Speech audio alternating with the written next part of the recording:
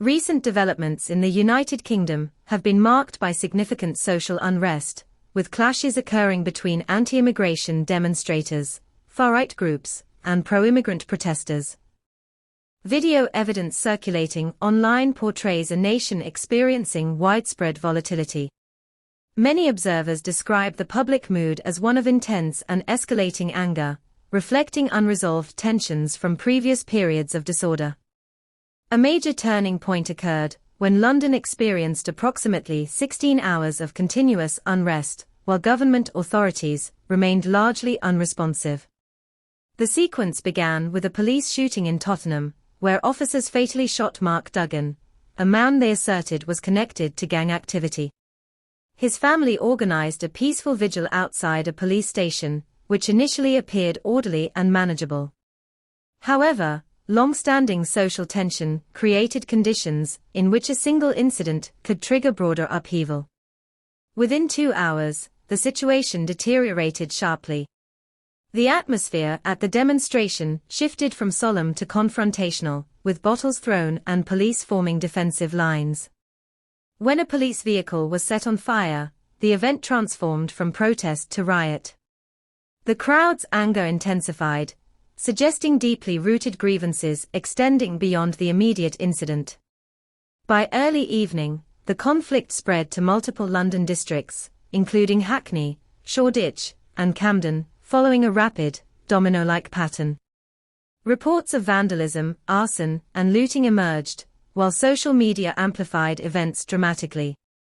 Hashtags associated with national crisis trended globally, and widespread live streaming provided real-time documentation of urban destruction. Visuals showed fires across central London, extensive property damage, and emergency sirens dominating the soundscape. Despite the severity, a government statement issued later that evening claimed the situation was under control, a message that sharply contrasted with observable conditions. Leaked internal communications from police sources suggested diminishing morale, retreating units, and the loss of control in key areas. Footage of an exhausted officer acknowledging the inability to contain the unrest further eroded confidence. By 9 p.m., London resembled a conflict zone, with public transportation abandoned, commercial areas ransacked, and journalists increasingly targeted by hostile crowds. A widely shared drone image captured the Thames dividing a city engulfed in widespread fires, reinforcing perceptions of systemic crisis. Meanwhile, reports indicated rising alarm within government leadership, with senior officials expressing concern over breaches into major public squares, such as Trafalgar Square. By 10 p.m., the unrest had spread beyond London to other major cities, including Manchester, Birmingham, Bristol, Nottingham, and Leeds. Migrant accommodations became focal points of confrontation, and police stations implemented lockdown protocols. Helicopters patrolled the skies as authorities attempted to regain oversight. In parts of South London, groups of military veterans positioned themselves between protesters and police, prompting public debate over whether they were acting as community protectors or informal vigilantes. Their interventions were widely circulated online, and sometimes contrasted with the perceived inaction of political leaders. Within national media organizations, including the BBC, internal conflict emerged over how to report the events. Government officials reportedly urged broadcasters to moderate terminology and avoid characterizing the situation as a riot. However, the proliferation of online footage made narrative management difficult. Eventually, several networks experienced temporary broadcast interruptions, and social media platforms began restricting related content. Despite this, individuals continued sharing recordings through private and encrypted channels. Late that night, while fires still burned, another dynamic appeared. Local residents, business owners, and community leaders initiated cleanup and protective efforts.